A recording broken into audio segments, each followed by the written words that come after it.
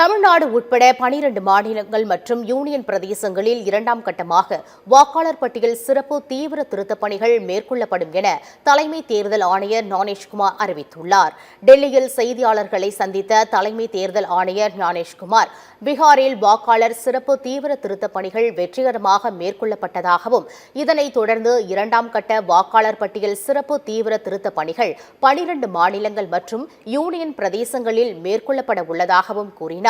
அந்தமான், கோவா, லட்சத்தீவு, புதுச்சேரி ஆகிய யூனியன் பிரதேசங்களிலும், சத்தீஸ்கர், குஜராத், கேரளம், மத்திய பிரதேசம், ராஜஸ்தான், தமிழ்நாடு, உத்தரப்பிரதேசம் ஆகிய மாநிலங்களிலும் சிறப்பு தீவிர திருத்தப் பணிகள் மேற்கொள்ளப்பட உள்ளதாக தலைமை தேர்தல் ஆணையர் கூறினார்.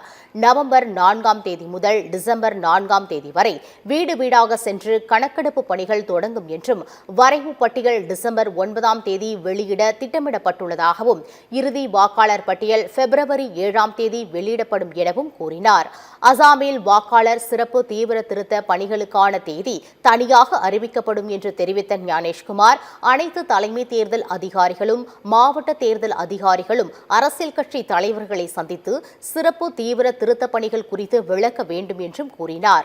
மேலும் இன்று முதல் நவம்பர் 3ஆம் தேதி வரை வாக்காளர் பட்டியல் சிறப்பு தீவிர திருத்த பணிகள் குறித்து அதிகாரிகளுக்கு பயிற்சி அளிக்கப்படும் என்று கூறிய தலைமை தேர்தல் ஆணையர், வாக்காளர் பட்டியல் சிறப்பு தீவிர திருத்த பணிகளின் போது பொதுமக்கள் ஆதார் வழங்கினாலும் பிறப்பு சான்றிதழ் கட்டாயம் என்றும், டிசம்பர் 9ஆம் தேதி முதல் அடுத்த ஆண்டு ஜனவரி 8ஆம் தேதி வரை ஆட்சேபனையையும் தெரிவிக்கலாம் என்றும் அவர் தெரிவித்தார்.